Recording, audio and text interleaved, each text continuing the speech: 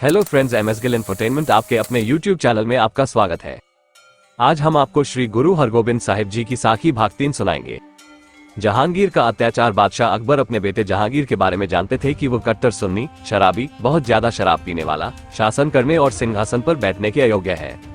इसी कारण वो खुसरो को अपनी गद्दी का उत्तराधिकारी बनाना चाहता था। लेकिन 16 अक्टूबर 1605 को 63 वर्ष की आयु में सम्राट अकबर की अचानक मृत्यु हो गई।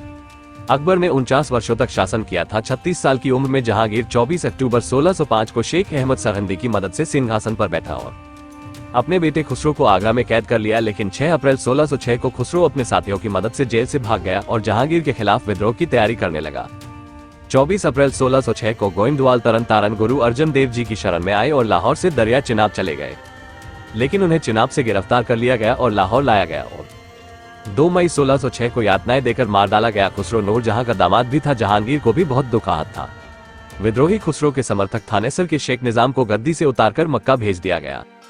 अन्य समर्थक राजाओं और सरदारों पर भी अत्याचार किए गए। हिंदू मंदिर, देवी देवताओं की पत्थर की मूर्तियां ढहने लगी। सर्वत्र इस्लाम का प्रचार हुआ।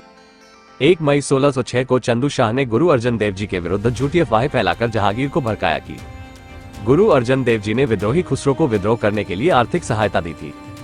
गुरु अर्जन देव जी द्वारा तैयार की गई पुस्तक इस्लाम के विरुद्ध प्रचार करती है। जहांगीर को मक्का के मुकाबले में अमृतसर में सिखों का हरमंदिर साहब और कुरान के मुकाबले में श्री गुरु ग्रंथ साहिब को बर्दाश्त नहीं हुआ था।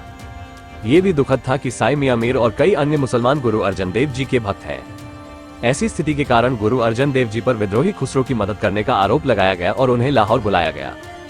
श्री हरगोबिंद साहब का राजतिलक होना। गुरु अर्जन देव जी ने सारी घटनाओं को समझा और लाहौर जाने से पहले 22 मई 1606 को कोटा साहिब में बैठे बालक हरगोबिंद को अपनी गद्दी सौंप दी।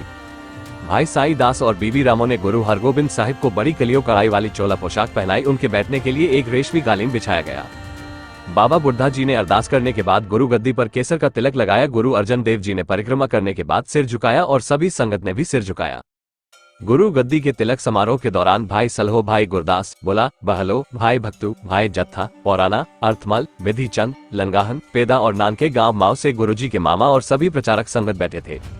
स्थिति की गंभीरता के अनुसार गुरु अर्जन देव जी ने आदेश दिया, बेटा, कठिन समय आ रहा है। अब क्रूर शासकों के खिलाफ कवच पहनो और दूसरों को भी ऐसा करने के लिए प्रेरित करो। इस अवसर पर भाई गुरदास जी ने कहा, पंच पियाए पंच पीर छठमु पीरू बैठे गुरभारी।